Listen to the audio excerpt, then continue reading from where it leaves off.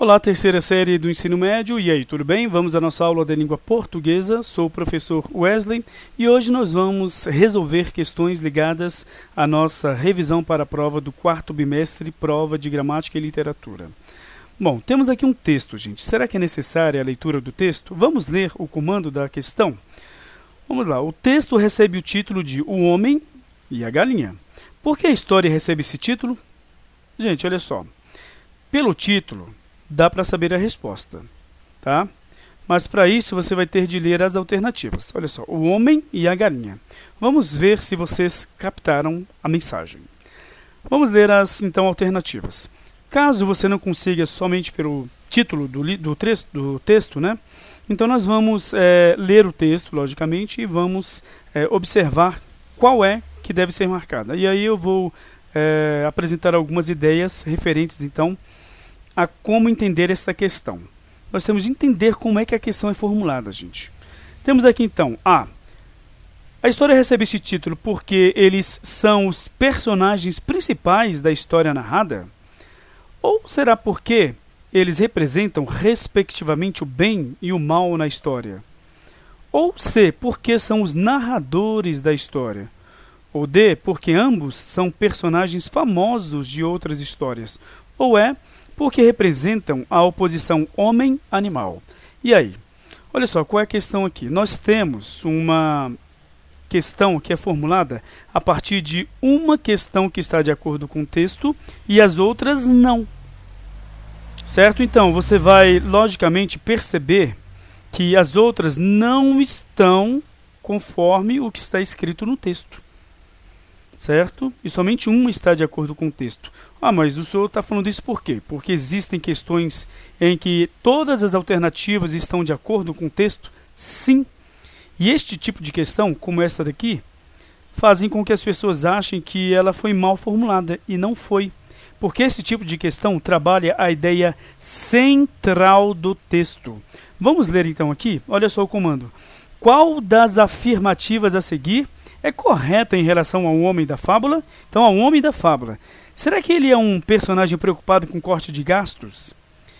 Vocês vão ver no texto que sim. Mostra ingratidão em relação à galinha? Vocês vão ver no texto que sim. Demonstra não ouvir as opiniões dos outros? Vocês vão ver no texto que sim. Identifica-se como autoritário em relação à mulher? Vocês vão ver no texto que sim. Revela sua maldade nos maus tratos em relação à galinha? Vocês vão ver que sim. Só que vocês vão marcar a ideia central do texto. É como se fosse o conflito do texto, tá?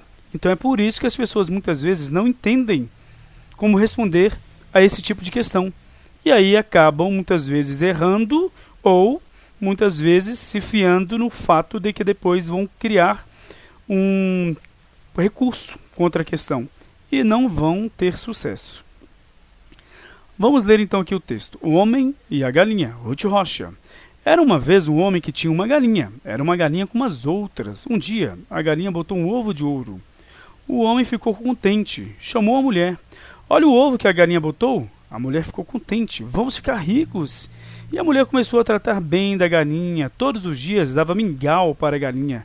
Dava pão de ló, dava até sorvete. E todos os dias a galinha botava um ovo de ouro. Vai que o marido disse: para que esse luxo com a galinha? Nunca vi galinha comer pão de ló, muito menos tomar sorvete. Mas esta é diferente. Ela bota ovos de ouro. O marido não quis conversa. Acaba com isso, mulher. Galinha come farelo. Aí a mulher disse: e se ela não botar mais ovos de ouro? Bota sim, o marido respondeu. A mulher todos os dias dava farelo à galinha. E a galinha botava um ovo de ouro. Vai que o marido disse: farelo está muito caro, mulher. Com dinheirão, a galinha pode muito bem comer milho. E se ela não botar mais ovos de ouro? Bota sim, o marido respondeu. E aí a mulher começou a dar milho para a galinha. E todos os dias a galinha botava um ovo de ouro. Vai que o marido disse: para que esse luxo de dar milho para a galinha? Ela que procure o de comer no quintal. E se ela não botar mais ovos de ouro? A mulher perguntou. Bota sim, o marido respondeu.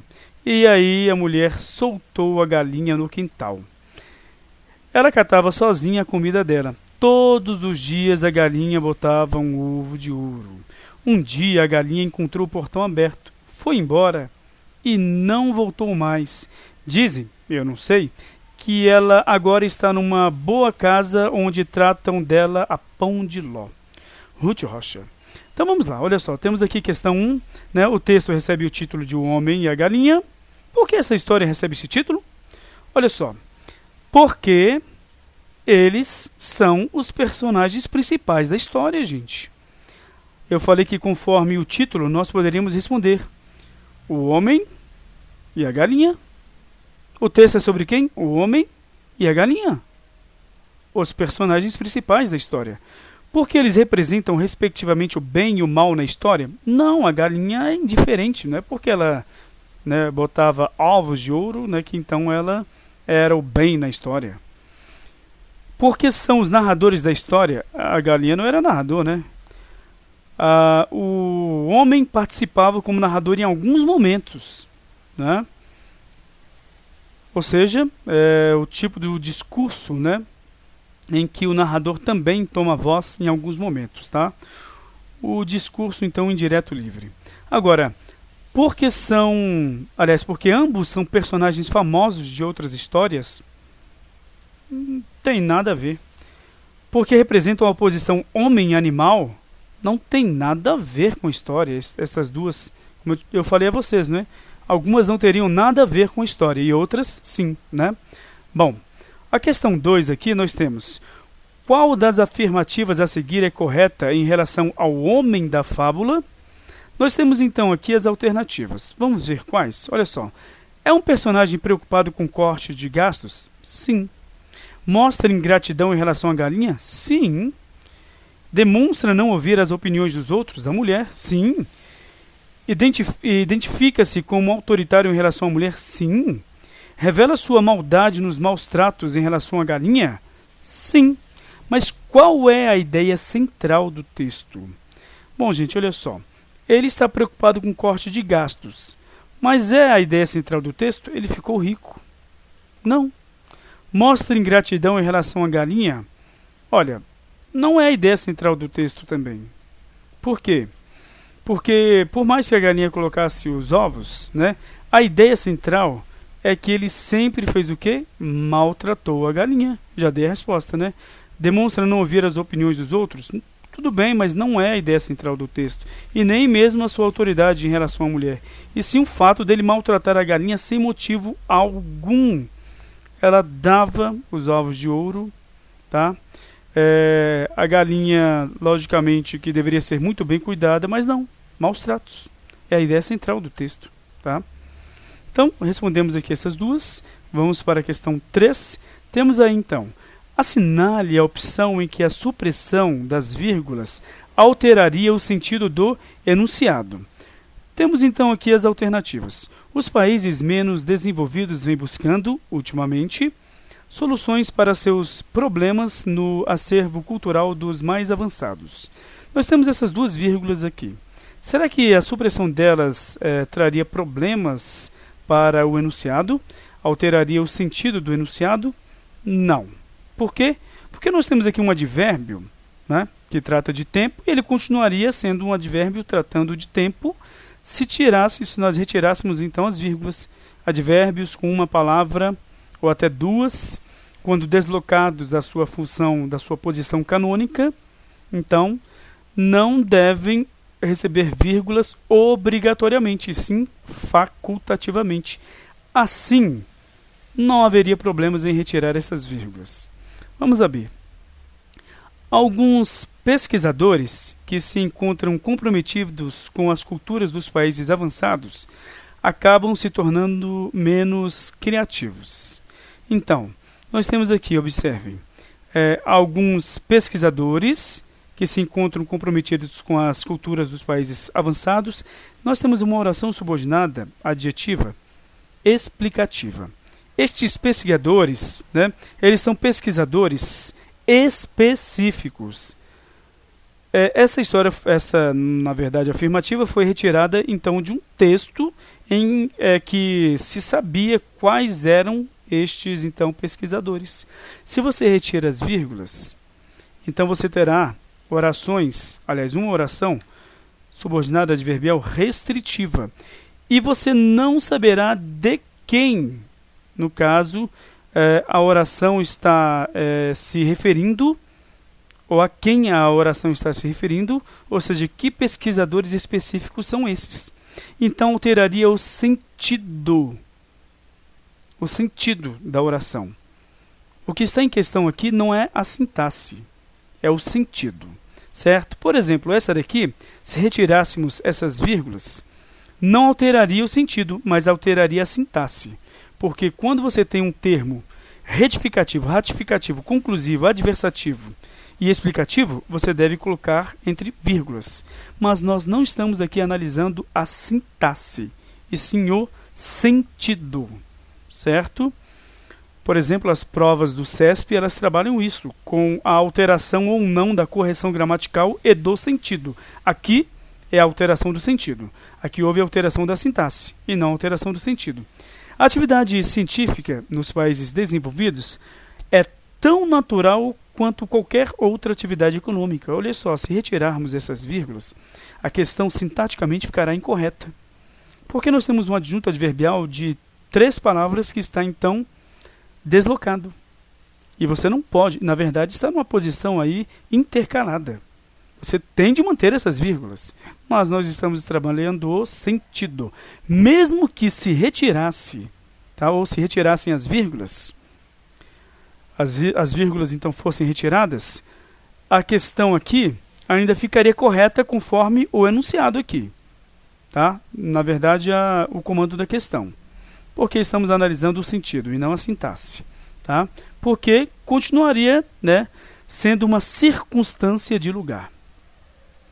Aí temos a alternativa por 2 razões diferentes podem surgir, da interação de uma comunidade com outra, mecanismos de dependência.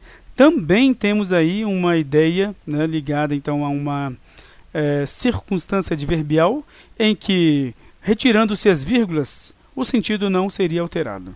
Então, realmente, temos aqui a letra B.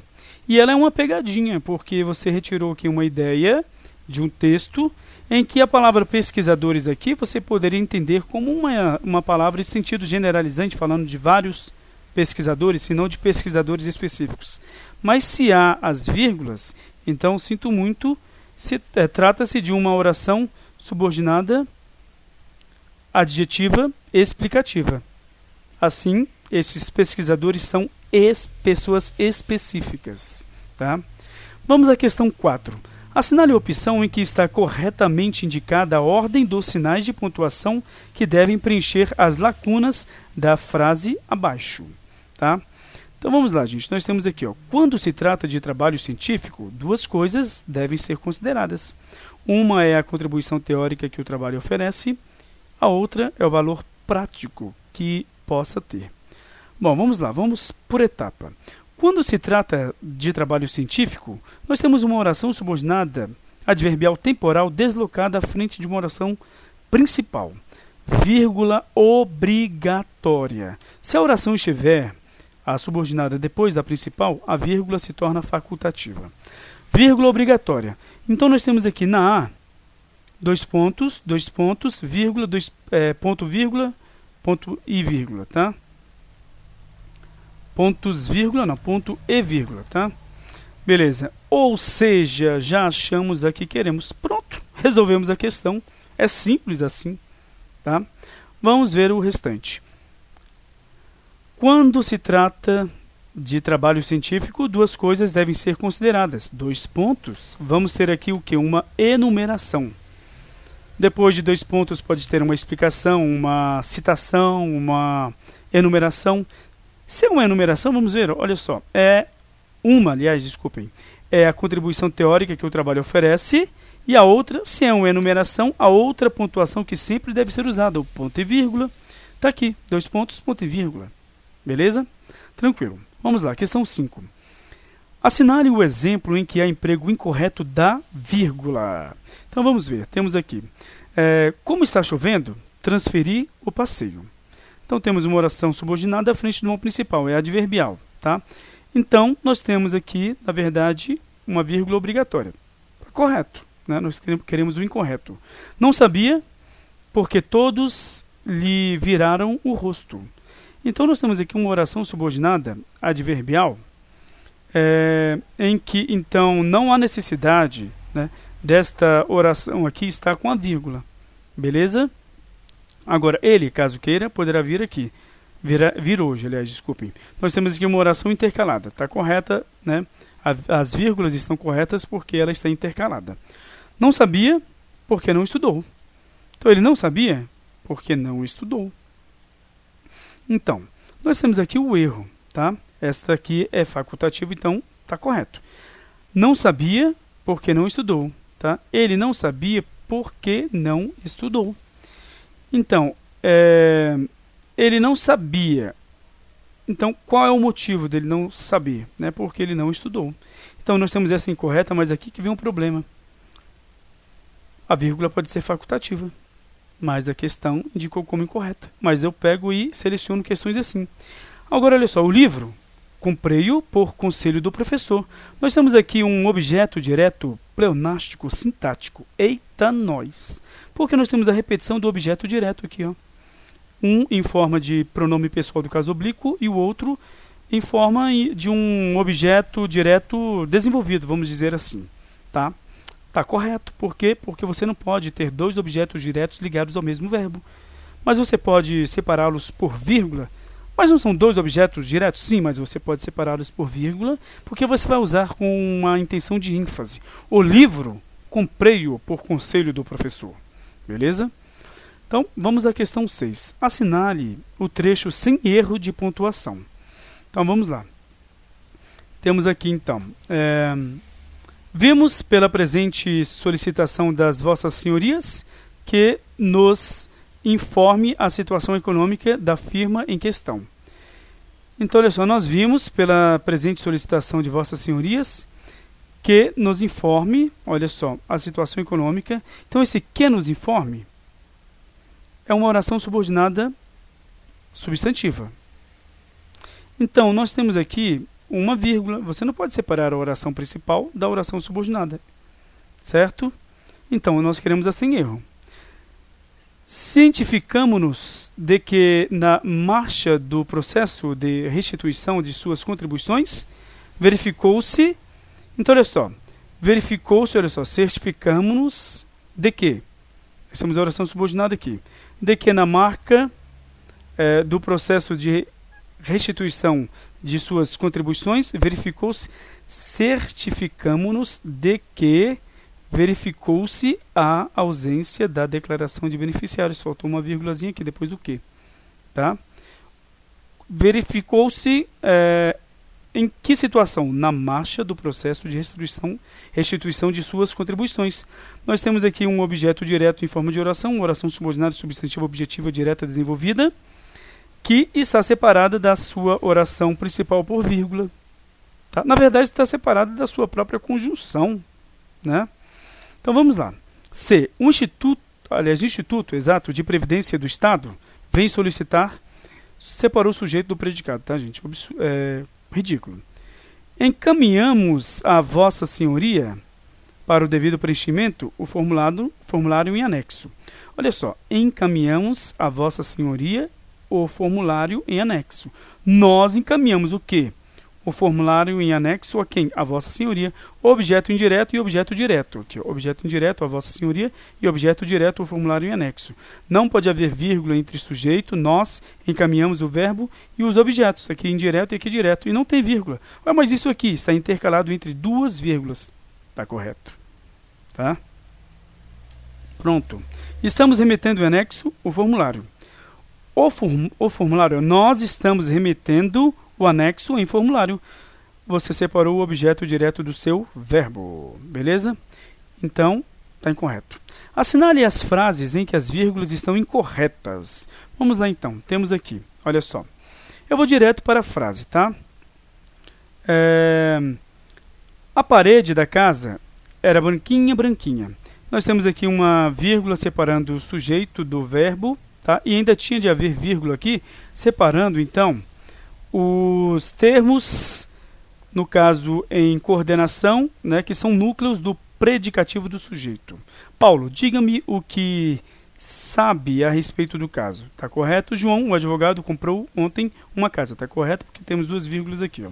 Comprou o quê? Uma casa, o objeto direto. João, o advogado, João comprou uma casa. É isso aí. Isso aqui é um aposto, né, explicativo. É um adjunto adverbial separado por vírgulas. Está correto? Ora ríamos, ora chorávamos. Está correto? Amigos sinceros. Já não os tinha. Tá? Então, amigos sinceros já não os tinha. Então, eu já não tinha os amigos sinceros. Né?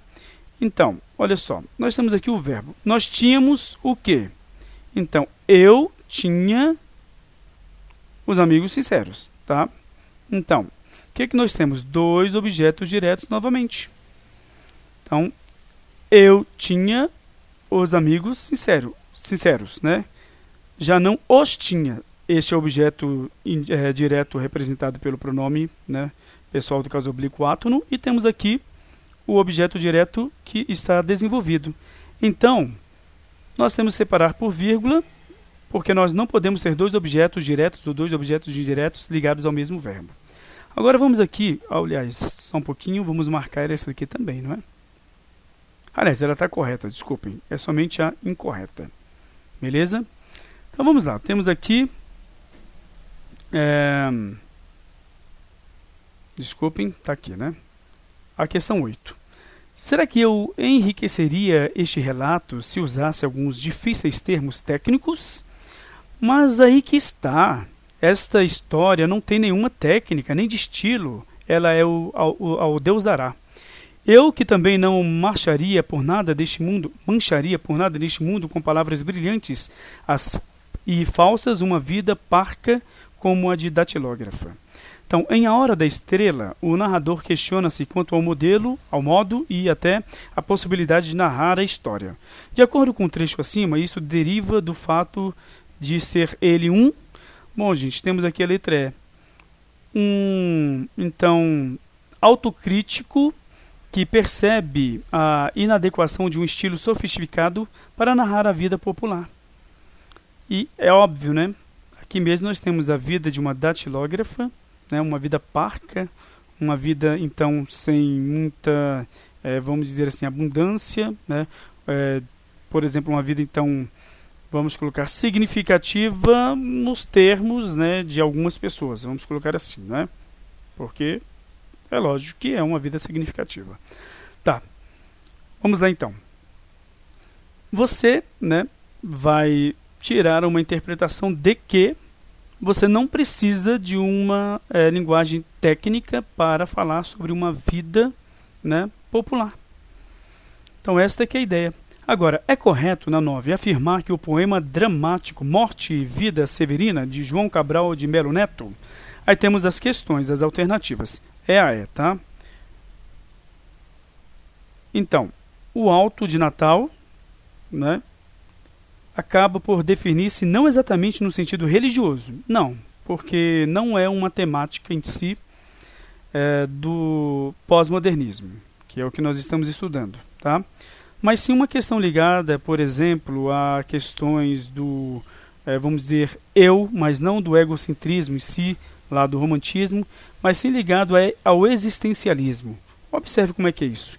Mas enquanto reconhecimento da força afirmativa e renovadora que está na própria natureza. Certo? É uma característica, então, do pós-modernismo. Aí temos aqui a 10. A leitura integral de Morte Severina e Vida Severina, de João Cabral de Melo Neto, permite a correta compreensão do título desse Alto de Natal pernambucano. Letra E novamente. O poema narra as muitas experiências da morte, testemunhadas pelos migrantes, mas culmina com a cena de um nascimento, signo resistente da vida nas mais ingratas condições. Então, João Cabral de Melo Neto, ele trabalhava justamente, né, esta vida tão sofrida, né, do então sertanejo, mas também trabalhava a sua resistência. Né, a resistência a condições subhumanas e, logicamente, que o nascimento representava, então, essa resistência. Beleza? Então, espero que vocês tenham compreendido e possam então ser bem-sucedidos nas suas provas. Tchau, tchau, gente!